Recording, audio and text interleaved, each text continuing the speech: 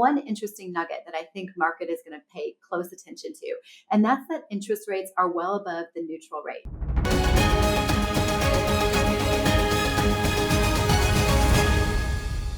Welcome to Taking Stock. The Federal Reserve just wrapped up its first meeting of 2025, and as expected, they decided not to cut interest rates. But we were all listening for clues about rate cuts over the course of the year.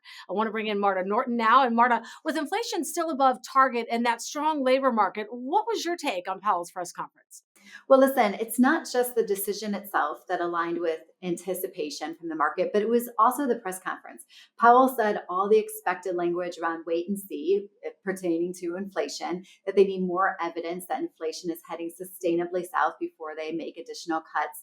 But he had one interesting nugget that I think market is going to pay close attention to, and that's that interest rates are well above the neutral rate. Now, the neutral rate is a bit of a guesstimate, it's an estimate, but it's that level at which it neither stimulates nor restricts the economy. And saying that the Fed thinks current rates are well above that neutral rate suggests that there's plenty of runway if and when the inflation data allows the Fed to cut further. So in a press conference that was really keying off that wait and see moment, this is one positive for a market that is hoping for cuts.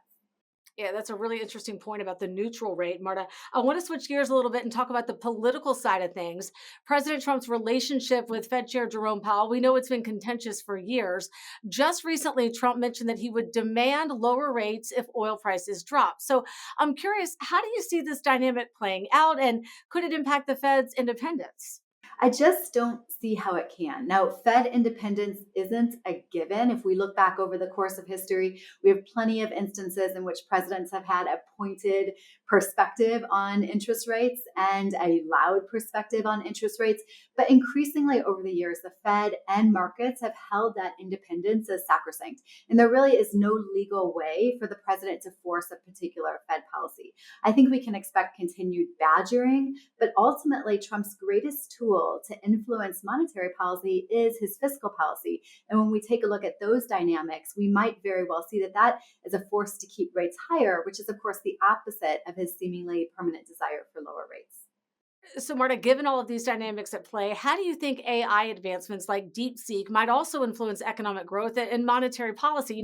It seems like tech developments are becoming increasingly intertwined with economic decisions lately.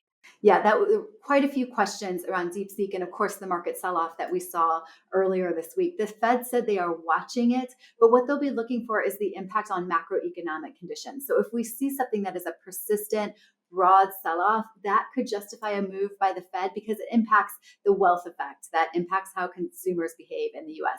Monday's price action, the questions around it, it simply isn't enough. So, Marta, what was your big takeaway from today? Economy strong, labor market stable, and inflation moderately higher than the Fed would like to see. So we're in wait and see mode.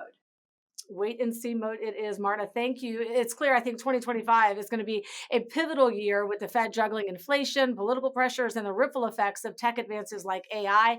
And we know that you'll be watching all of it for us.